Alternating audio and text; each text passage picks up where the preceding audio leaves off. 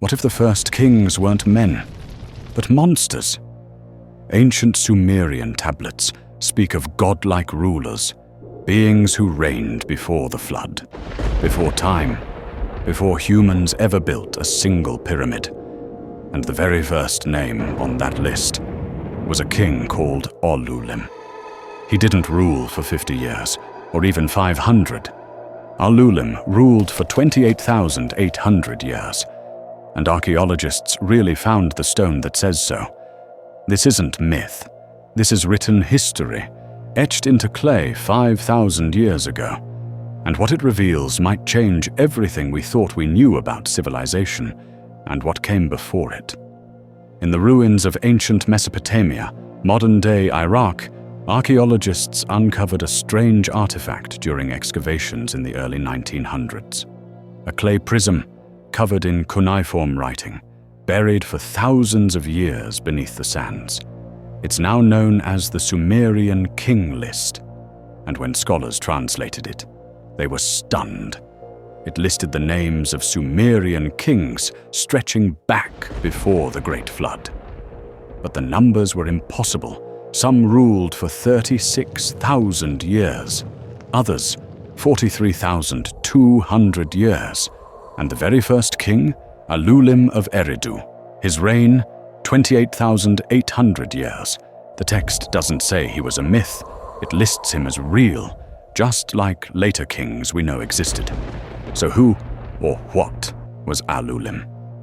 The tablet says, after the kingship descended from heaven, the kingship was in Eridu.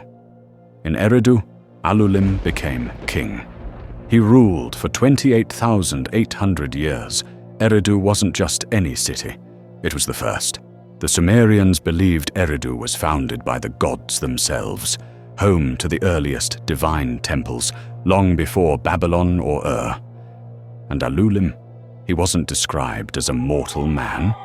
Some ancient texts suggest he was part divine, one of the Anunnaki, beings who came from the sky, gave humans laws, tools, civilization.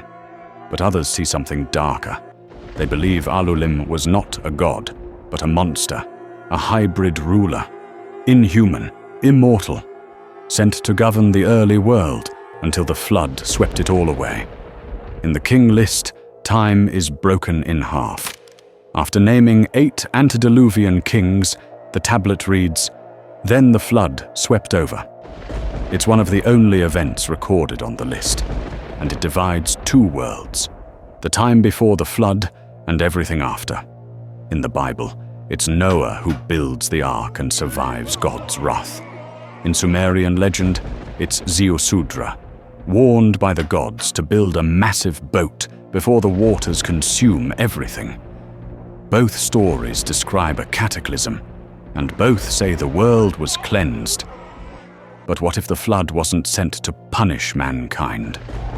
What if it was sent to erase something older, something that ruled before us, something we weren't meant to remember? After the flood, the king's reigns shrink dramatically, just a few hundred years. Then, eventually, just decades. Human time. But before the flood, time moved differently.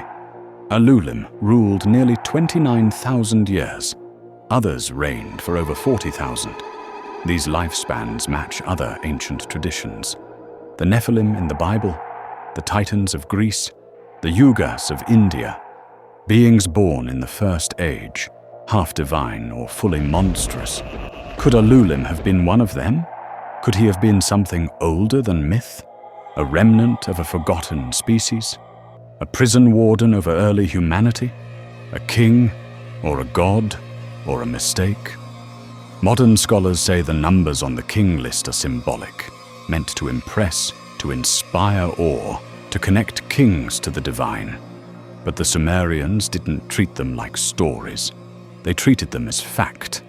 They believed history began when kingship came down from the heavens. That's their phrase, descended from heaven. Not invented, not chosen, sent down. And the names, the cities, the dynasties, they line up with real places, real kings, real battles. The only difference is what came before the flood, those ancient beings who ruled for an eternity. Even in myth, civilizations remember a golden age ruled by something not quite human. Maybe the King List isn't symbolic at all. Maybe it's a warning. Alulim's name means the stag, a creature that walks between the wild and the divine. Was he a symbol, or was he a survivor from a time before history? A ruler of a race older than mankind? The stone tablet still exists. You can see it today in the Ashmolean Museum in Oxford, carved in clay, hardened in fire, buried in the ground, and unearthed to whisper the truth again. A truth most have forgotten, that the first kings may not have been men, and that the world we know may have been built on the bones of monsters.